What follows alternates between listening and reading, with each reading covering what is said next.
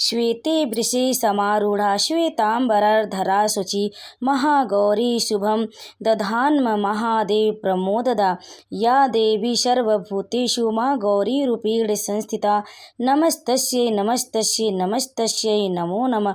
ओम देवी महागौरिये नमः। जय माता दी। आप सभी पर माँ भगवती कृपा सदैव बनी रहे। आज हम सुनेंगे माँ महागौरी की व्रत कथा। दोस्तों, नवरात्र अब अपने अंतिम पड़ाव पर पहुंच चुका है। आज माँ दुर्गा के 8वें स्वरूप आदिशक्ति महागौरी की पूजा की जाती। 8वें दिन की पूजा देवी के मूल भाव को दर्शाता है। देवी भगवत पुराण में बताया गया है कि देवी माँ के 9 रूप और 10 महाविद्याएं सभी आदिशक्ति के अंश और स्वरूप है, लेकिन भगवान शिव के साथ उनके अर्धांगिनी के रूप में महादेवी सदैव विराजमान रहती हैं। इनकी शक्ति अमोघ और सनह फलदायिनी है। महागौरी की पूजा मात्र से भक्तों के सभी पाप धुल जाते हैं और वह व्यक्ति अच्छे पुण्य का अधिकारी हो जाता है। ज़्यादातर घरों में नवरात्र की अष्टमी तिथि के दिन कन्या पूजन किया जाता है। वहीं लोग नवमी तिथि के दिन भी कन्या पूजन करते हैं। शिव पुराण के अनुसार महागौरी को 8 साल की उम्र में ही अपने पूर्वजन्म की घटनाओं का आभास होने लग गया था। उन्होंने इसी उम्र से ही भगवान शिव को अपना पति मान लिया था और शिव को पति रूप में पाने के लिए तपस्या भी शुरू कर दी थी। इसीलिए अष्टमी तिथि को महागौरी के पूजन का विधान है।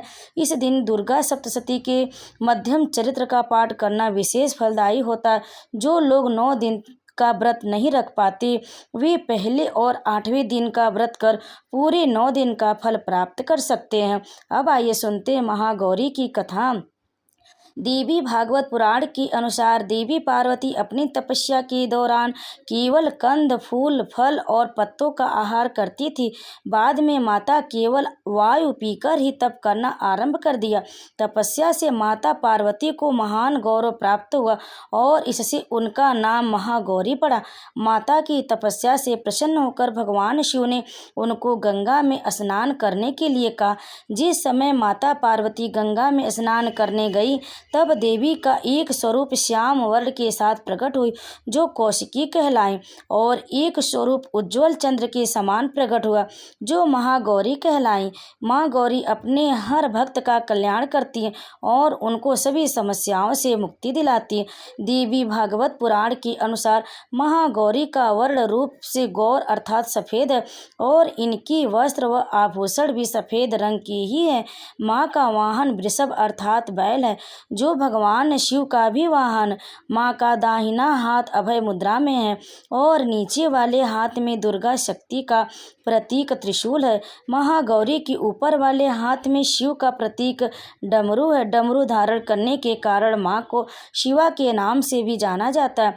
माँ का नीचे वाला हाथ अपने भक्तों को अभय देता हुआ वर मुद्रा में है और माँ शांत मुद्रा में दृष्टिगत है।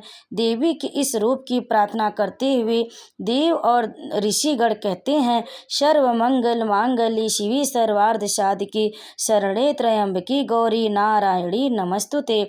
माँ महागौरी अपने भक्तों के लिए अन्नपूर्णा स्वरूप है।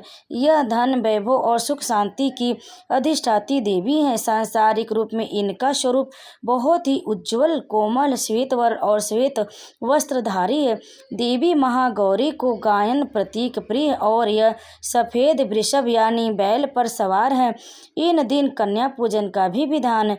कुछ लोग नवमी के दिन भी कन्या पूजन करते हैं, लेकिन अष्टमी के दिन कन्या पूजन करना श्रेष्ठ कहलाता है। कन्याओं की संख्या 9 हो तो अति उत्तम है, नहीं तो 2 कन्याओं के साथ भी पूजा की जा सकती। अष्टमी तिथि के दिन नारियल का भोग लगाने की परंपरा। भोग लगाने के बाद नारियल प्रसाद रूप में बांट दें। वही जो भक्त कन्या पूजन करता है वे हलवा, पूड़ी, सब्जी और काले चने का प्रसाद विशेष रूप से बनाया जाता है। माँ की पूजा करते समय भक्तों को गुलाबी रंग के कपड़े पहनने चाहिए क्योंकि गुलाबी रंग प्रेम का प्रतीक माना जाता है।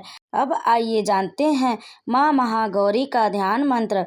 श्वेते वृषे समारूढ़ा समारूढ़ा श्वेतांबरधरा शुचि महागौरी शुभम दधान्म महादेव प्रमोददा या देवी सर्वभूतेषु माँ गौरी रूपेण संस्थिता नमस्तस्यै नमस्तस्यै नमस्तस्यै नमो नमः।